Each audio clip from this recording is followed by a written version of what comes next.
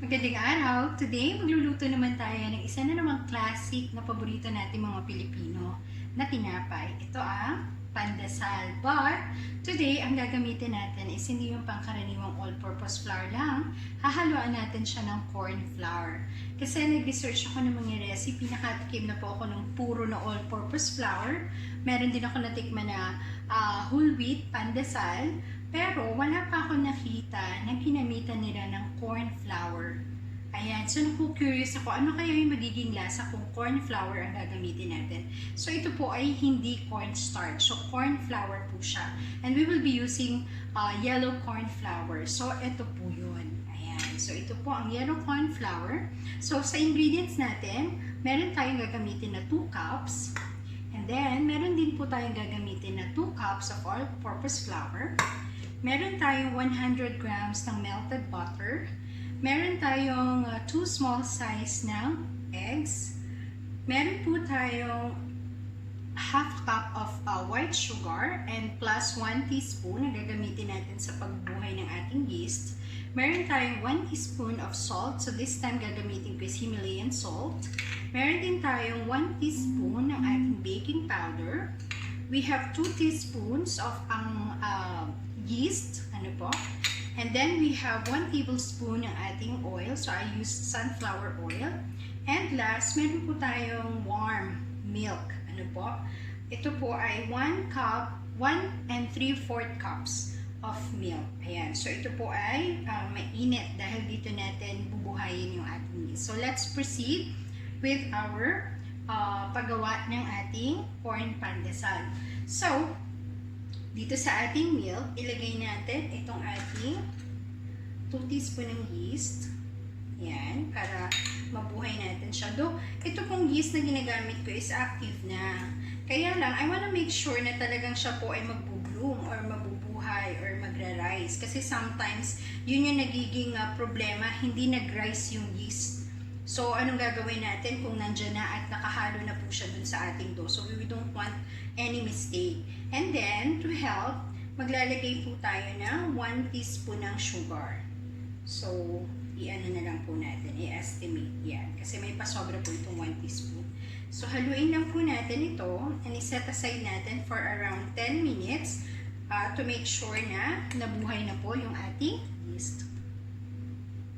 Ayan, so habang hinihintay natin na mag-activate yung ating yeast, pagsamasamahin na natin yung ating mga ingredients. So, just for your reference, ito yung ginamit ko na corn flour. Ayan po. So, yellow corn flour po ang ginamit natin dito sa ating recipe. So, may mga flour dyan na ng corn. So, pwede nyo po itong subukan. So, first, pagsamasamahin na muna natin ang ating mga dry ingredients. So, unahin na muna natin yung ating all-purpose flour. So, mabuti po na lagi nating sinisift, or sinasala yung ating pong flour para po later, mas madali po natin siyang ma-manage para po mas smooth, maiwasan yung maraming lumps po sa ating mixture or dun po sa ating dough. Ayan, so gamitan lang po natin siya ng ganito. Tapusin ko lang po siya. So, next naman po ang ating corn flour. Ayan.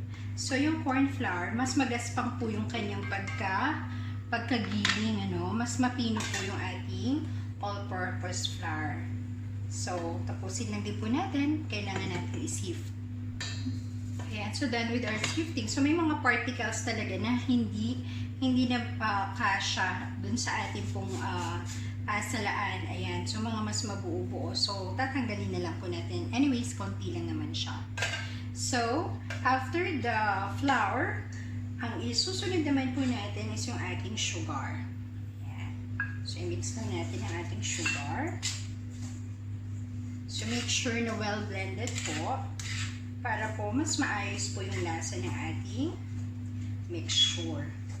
Ayan. So, this time, pwede na po natin ilagay ang ating baking powder. A little mix. And then, yung ating pong salt. Ayan. So, a little mix. So, make sure lang po na na-incorporate po natin lahat yung ating mga ingredients. So, well incorporated yung ating mga dry ingredients. So, hinalo ko po itong mabuti. So, lagyan natin ng a little butas po dun sa gitna. And then, ilagay na natin yung ating mga wet ingredients. So, unahin natin yung ating itlog. Ayan. And then, isabay na natin ang ating melted butter. Ayan. So, 100 grams of butter po ito. So, that's around almost half a cup ng butter or more. And then, ilagay na rin po natin ang ating 1 tablespoon of vegetable oil. And this time, if you will see, ayan, active na po yung yeast natin. So, always, lagi kong ginagawa itong process na to, na ina-activate ko muna yung yeast, kahit active na yung yeast na binili ko talaga, just to make sure lang na talagang buhay siya. Kasi ayaw natin na magkakaproblema tayo later sa pagpapaalsa ng ating dough. Ayan.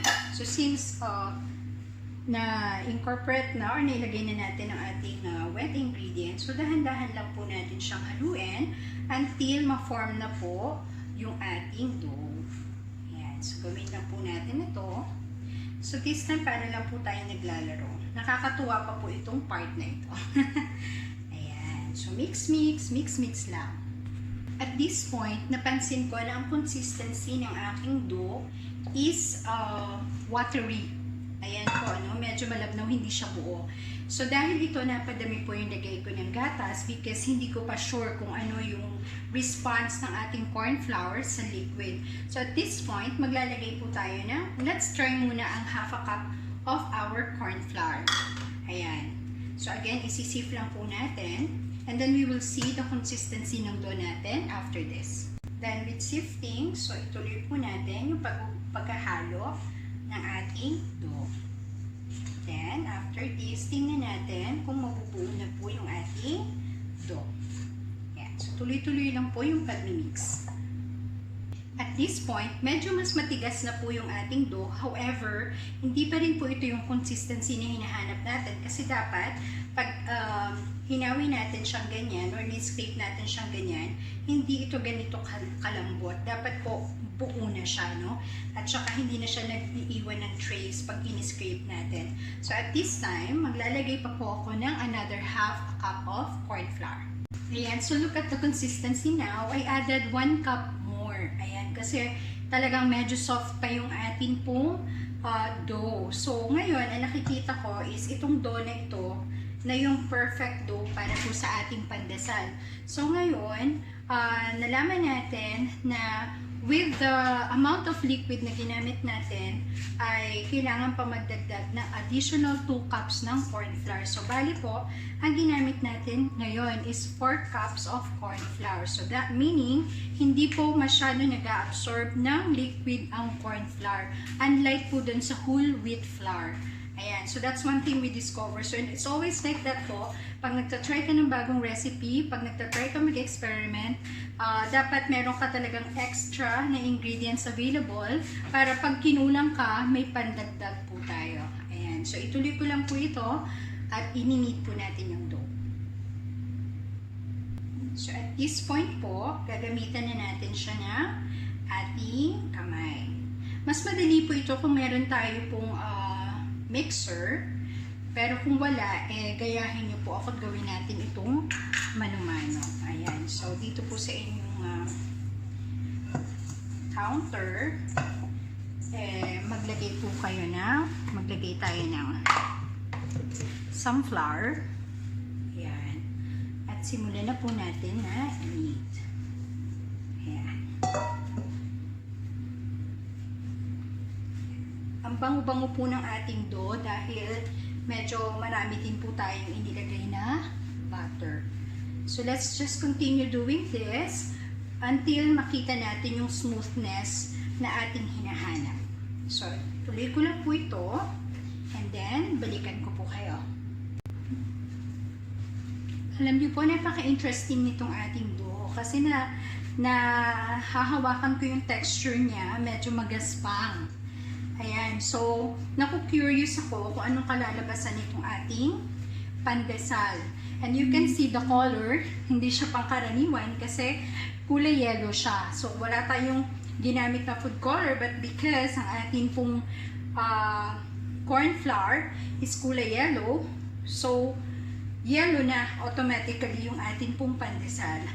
So, this seems interesting and I'm looking forward na maging successful po itong pandesal natin. At ipagmamalaki po natin ito dahil kasama ko po kayo na mag-experiment for this one. At the moment, nakakatagaktak po talaga ng pawis ang pagmamasa ng dough. So, magandang form din ng exercise. Ayan. So, tapusin ko lang po ito. And, pakita ko po sa inyo mamaya yung enough na consistency na kailangan natin. Ayan po. So, I have been kneading this dough for around 15 minutes now. Medyo pagod na po at pawisan na po ang lola ninyo. Ayan. So, tinatry ko na gumawa ng window pane test sa kanya. Pero, mukhang hindi po uubra dito sa ating corn flour ang window pane test. Ano po? So, I think masyado na pong neat itong ating dough. So, ang gagawin ko po, I will just let it rest until maging double po yung size niya. Ano po? So, hindi ko rin sure, no, kung gagana dito yung ating yeast. Kung mapapaalsa ba ng yeast natin itong ating corn flour. Like, yung kanyang ginagawa, yung kanyang epekto sa ating pong normal na whole wheat flour at saka po yung ating all-purpose flour. So, that's one thing din po na madidiscover natin after an hour. So, again, ang paparize po nitong ating dough will depend also dun sa temperature po, dun sa lugar po ninyo. Ayan. So, lagyan lang po natin ito ng little oil at ibabalik po natin siya dun sa ating mixing bowl. Then, we will let it rest.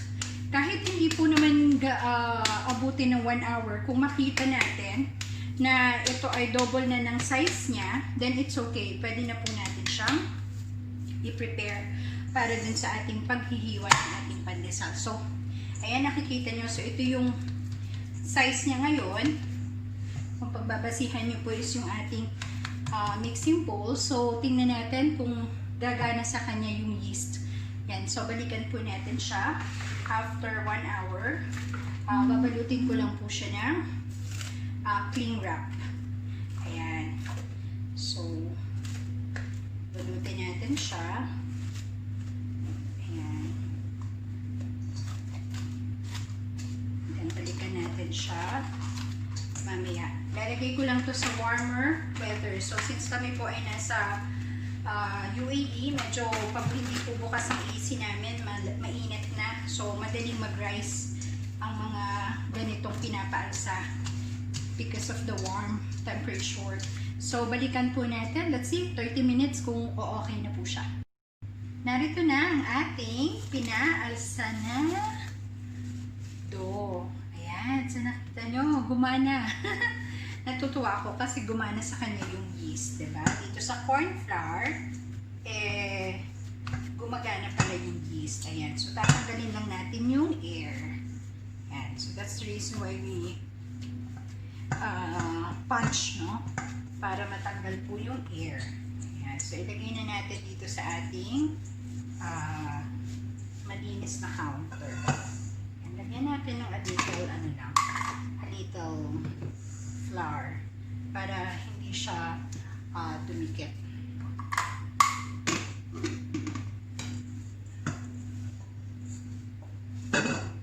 Ayan. So, ito na po yung ating dough.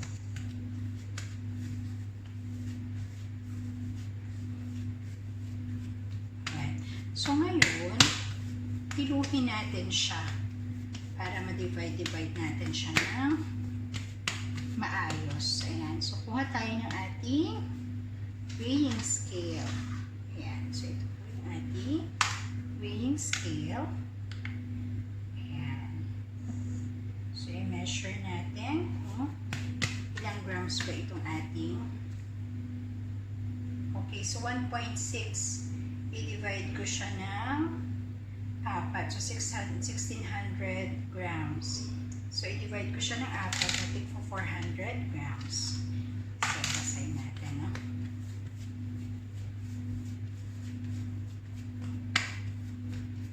Hatiin ko na siya sa 4 na piraso. Ayan, para mas madali ko siyang ma-manage. So,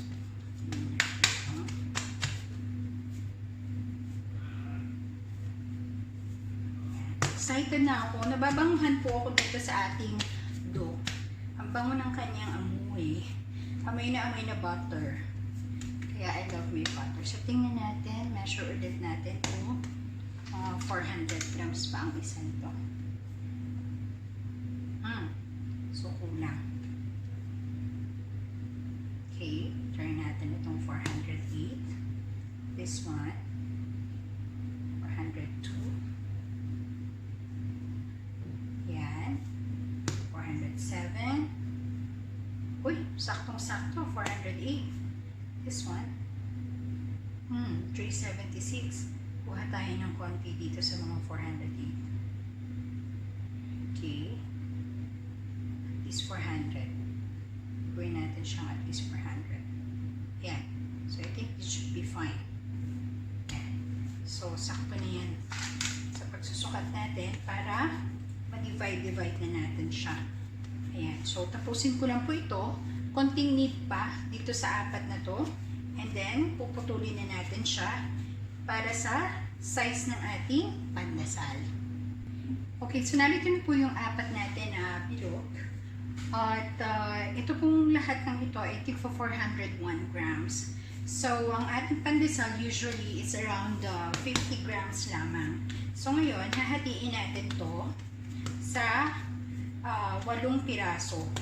So, para mahati natin siya sa 8 piraso, so magiging 50 grams yun. Ayan. Ayan, so we're done with our last piece. Ayan, so finally, matatapos na rin ang ating paghihiwa-hiwa at pagkikilo-kilo nitong ating mga pandesal. So, if meron po kayong kilohan, yung weighing scale like this, gamitin nyo po. Ayan, or kung wala naman po, okay lang naman din. Di magtatansya-tansya lang po tayo, ano po, para dito sa ating pandesal. Ayan. So, ang ginagawa ko po is 50 grams kada isa. 50 grams. Ayan. Okay, so babawasan lang po natin. Hanggang sa mag-match siya. So, this one is gagawin pong, yung mga nauna po, tipi 50 talaga. Sakto.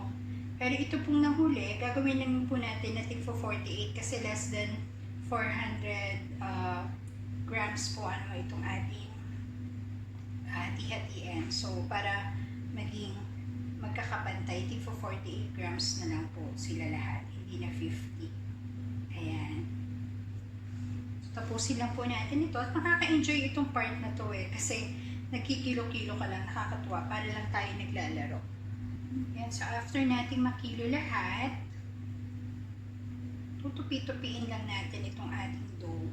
Yan, pwede rin natin gamitin yung kamay natin para bilugin siya at saka para maging makinis yung texture ng kanyang bala, ng kanyang itsura. Ayan. Ayan, pwede rin press natin siyang ganyan. Ayan. Para maging smooth yung ibabaw. And then, saka natin siya itutupi pa loob. Saka natin siya ilalak. Para dun sa ilalim, igaganyan natin siya. Ayan. And then, saka natin siya bibilugin. Para dun sa shape na gusto natin. Yung pagkabilog na gusto natin. So, ayan. Ganyan lang po. Hanggang sa matapos natin yung process ng ating pagbibilog nitong ating dough.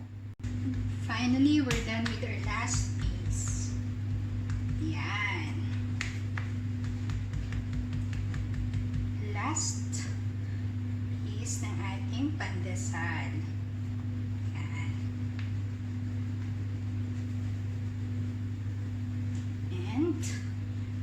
we should be putting the breadcrumbs dito sa ating pandesal. Ayan. So, okay na po. Ayan. Ito na po yung natapos ko. So, ipinatas ko na po siya ng ganito. So, ngayon, ang gagawin naman natin is yung paglalagay ng ating breadcrumbs. So, meron ako nalagyan ng ilan. Ayan. So, nagsisimula na silang umalsa din. So, ngayon, lagyan na natin ng mga breadcrumbs. Then, ihanay ulit natin siya. Ayan. So, very simple lang naman po ang paglalagay ng breadcrumbs. Ganito lang siya kasimple. Ayan. So, i-adjust natin ng konti yung camera natin para mas makita po ninyo. Ayan. Okay, yan.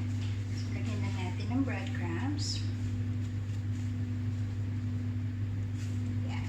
So, very, very simple lang po. So, we're using 1 cup ng breadcrumbs. So, hindi naman natin to lahat mauubos. Ayan. So, ganyan lang. Nakakatuwa. Dito sa mga ganitong part ng pagbibake natin ng pandesal, ito yung mga nakaka-relax na portion. Ang pinakamahirap po talaga is yung ating pag-ninid or pagmamasa ng dough. Yung talagang tatagaktak ang pawis ninyo. But, ang maganda doon, syempre nabiburn naman yung calories. So, okay lang, di ba? So, yan. Tuloy-tuloy lang po natin to until matapos po natin sila lahat.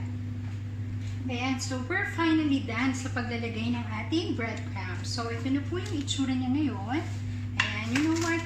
So excited na po ako kasi parang ito palang mukhang masarap na. So, at this point, iiwan lang natin siya ng mga around 30 minutes pa para bigyan natin siya ng chance na mag-expand pa. Siguro lalaki pa po ito. So, yun po yung ating ikalawang pagpapaalsa. Let's see. And then, isasalang na po natin siya sa oven. Ayan. So, after 40 minutes, andito na yung ating pandesal. So, mas lumaki na siya, napansin nyo. So, mas masikip na siya ngayon. Ayan. So, habang inilabas ko to dun sa rice sun ko ng ating pandesal, pinainit ko na yung ating oven at 200 degrees Celsius. So, ngayon, isasalang na natin itong ating pandesal para maluto na. So, gagawin kong 180 degrees Celsius na lang yung temperature and isasalang natin to for 20 to 30 minutes. So, isalang na po natin.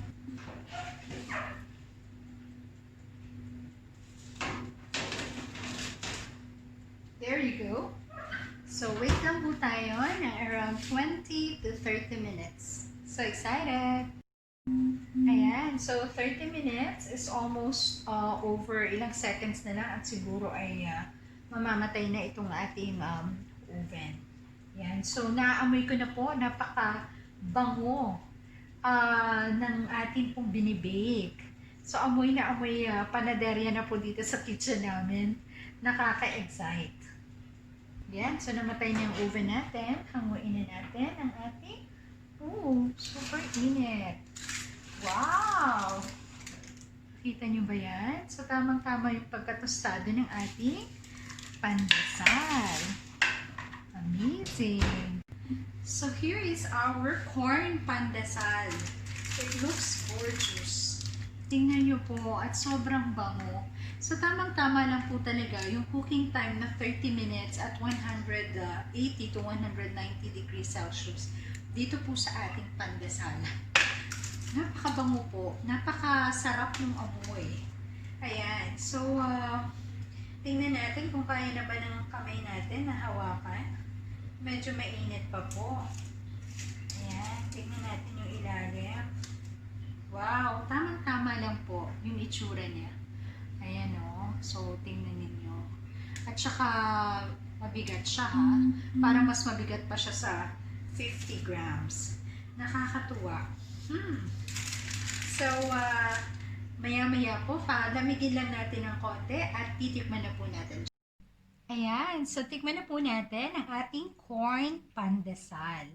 Ayan. So, nakaka-excite kasi kakaiba po itong recipe na ginawa natin. And this is interesting kasi hindi pa natin alam kung ano yung magiging lasa, ano yung magiging texture. So, yun ang nakaka-excite, diba? But masaya ako kasi at least kung maging successful ito at maging masarap, so meron na naman tayo na bago na discover at sinamahan niyo ako. So, thank you. Ayan, so tikman na natin ang ating pandesal. Parang mabigat siya. I know na this is 50 grams, pero kumpara dun sa traditional na pandesal na made of all-purpose flour or bread flour, parang mas mabigat siya. Or baka feeling ko lang yon. And then, ang kulay, syempre kulay dilaw kasi yung corn flour natin is kulay dilaw because yellow corn siya. Ano po? So, yung pagkakaluto, maganda. Tama, even. Ano po? Ayan. So, yung itsura niya, mukha namang pandesal, iba lang yung kulay kasi nga po dilaw siya. So, tingnan natin yung loob. Ayan. So, ang pagkakaiba, parang siksik yung laman niya. Unlike dun sa traditional pandesal na pag biniyak natin na ganyan, pag hinati natin siya, parang nagdidikit-dikit pa siya eh. Ganon. So, connected sa isa't isa yung mga hibla ng ating bread. Ito, hindi. Ayan. So, para siyang yung pinagong o yung putok na tinapay. Pag biniyak mo, di biyak, hindi siya parang kailangan mo pang strands na paghiwalayin. Ayan. So, hindi siya mahangin sa loob, siksik po siya. So, siguro dahil, syempre, made of corn ito, so hindi siya ganun ka alsado or mahangin, ano po, ang timpla. So, tikman naman natin siya. Nakaka-excite ito. Yan. Tikman natin.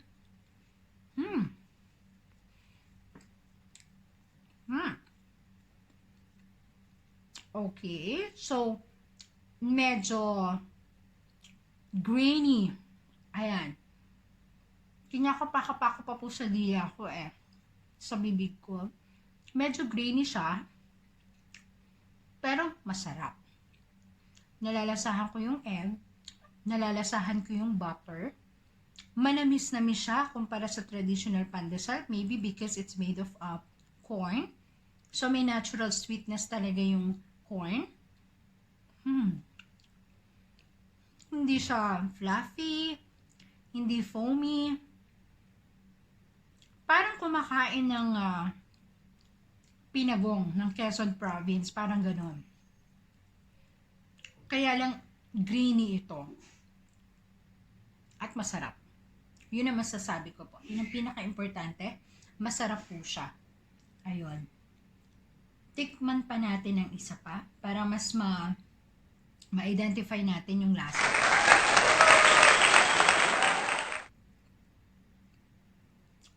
We can eat it on its own. Hindi na natin kailangan ng palaman dito. Kasi okay na yung lasa niya. And I know na yung mga ganitong baked breads, mas sumasarap siya sa kinabukasan or pag lumipas ng ilang oras after na na-bake natin siya. Ganun. So this is very interesting kasi pwede. Pwede po, lalo na kung medyo mahilig sa tinapay na hindi magagaan ang isang tao, perfect po ito sa kanila. And yung mabigat siya sa tiyan. So parang pag ang hinahanap mong tinapay is yung mabubusog ka, perfect po talaga itong tinapay na ito. And of course, doon sa mga lugar na maraming corn flour instead of all-purpose flour o mga wheat flour, perfect po ito. Pwede ko pong i-recommend na i-try ito. And I think this is very healthy also because yung corn nga na ginamit natin has vitamins and nutrients, no? So, magandang alternative po ito for a change. For a change dun sa normal or natural pandesal which we always, nabibili sa mga bakery. This one is something unique. So, I hope na may natutunan ulit kayo sa akin today and I'm very happy dahil ipinush ko itong naisip ko na ito na gumamit ng corn. So, at least may na-discover tayo. And masarap po siya. I know magugustuhan to ng aking mga kaibigan. And subukan nyo rin po para malaman ninyo kung sasakto po ba siya sa taste ninyo o baka mas higit pa. So, mas ma-enjoy nyo siya. Ano po? So, again, magkita-kita po ulit tayo sa susunod. Hanggang sa muli. Paalam!